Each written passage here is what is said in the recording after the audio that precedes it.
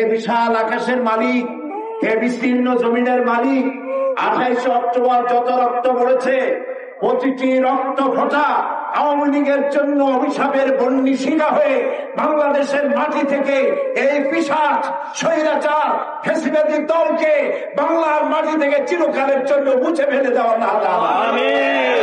প্রত্যেকটি রক্ত ফোঁটার বদলায় এই বাংলাদেশের দেশপ্রেমিক ইসলামী মূল্যবোধে বিশ্বাসী সরকারকে আগামী নির্বাচনে তুমি প্রতিষ্ঠিত করে দাও। আল্লাহ তুমি দয়া করে এই দোয়া তুমি কবুল করে দাও। প্রিয় শোকাহত ভাই সব, গত রাত্রে আমি হসপিটালে মারহুমকে এবং তার আহত সাথীদেরকে রেখে গিয়েছিলাম।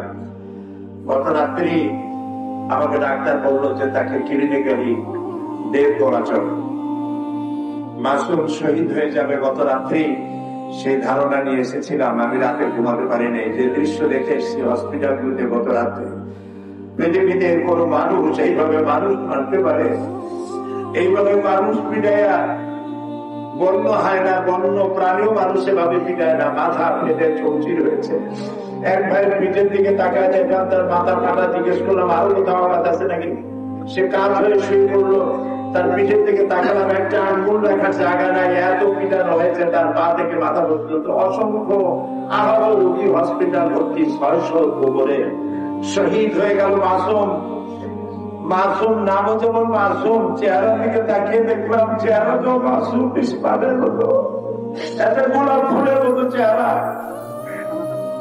এই শাহাদাতের কাফেলা আরো ভারী হওয়ার সম্ভাবনা রয়েছে। হসপিটালের দৃশ্য আমি যা দেখেছি, 28 অক্টোবর আওয়ামী লীগ চেয়েছিল অফিস দখল করতে, চেয়েছিল আমাদেরকে দুনিয়া থেকে বিদায় করে দেওয়ার জন্য।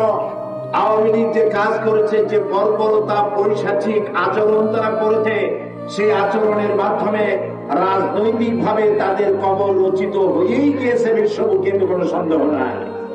তারা নির্লজ্জের মতো ফরেনারদের সামনে কথা বলছেন, লজ্জা নাই, শরম নাই। তারা বলছে বাইতুল মুকাররম থেকে নাকি, এখান থেকে বাইতুল মুকাররমের মসজিদের ভেতর থেকে লোকেরা বেরিয়ে তাদের উপরে আঘাত করেছে আমাদের। অথচ এখানে আমাদের সামান্য কিছু লোক ছিল দাঁড়ানো, তাদের হাতে ইট নাই। নামাজ এখানে আমরা নামাজ পড়েছি, আমরা মসজিদে যাকে বাড়ি নিয়ে নামাজ পড়েছি এই রাস্তায়, এই রাস্তার উপরে নামাজ পড়েছি, আল্লাহ সাক্ষী। সুতরাং আমি আল্লাহর কাছে আজকে বলতে চাই, হে বিশাল আকাশের মালিক, হে বিস্তীর্ণ জমিনের মালিক, 28 অক্টোবর যত রক্ত পড়েছে, প্রতিটি রক্ত ফোঁটা আওয়ামী লীগের জন্য অভিশাপের বন্যী শিলা হয়ে বাংলাদেশের মাটি থেকে এই পিশাচ স্বৈরাচার ফ্যাসিবাদী দলকে বাংলার মাটি থেকে চিরকালের জন্য মুছে ফেলে দেওয়া না। প্রত্যেকটি রক্ত ফোঁটার বদলায় এই বাংলাদেশের দেশপ্রেমিক ইসলামী মূল্যবোধে বিশ্বাসী সরকারকে আগামী নির্বাচনে তুমি প্রতিষ্ঠিত করে দাও। আল্লাহ তুমি দয়া করে দোয়া তুমি কবুল করে দাও। আমি আর বক্তৃতা রাখতে পারছি না। আমি সকলকে শোককে শক্তিতে পরিণত করে ঐক্যবদ্ধ ভাবে বন্য হায়নাদের মোকাবেলা করে, এই পিশাচদের মোকাবেলা করে এই দেশে শান্তি প্রতিষ্ঠার আহ্বান জানাচ্ছি। আল্লাহ হাফেজ।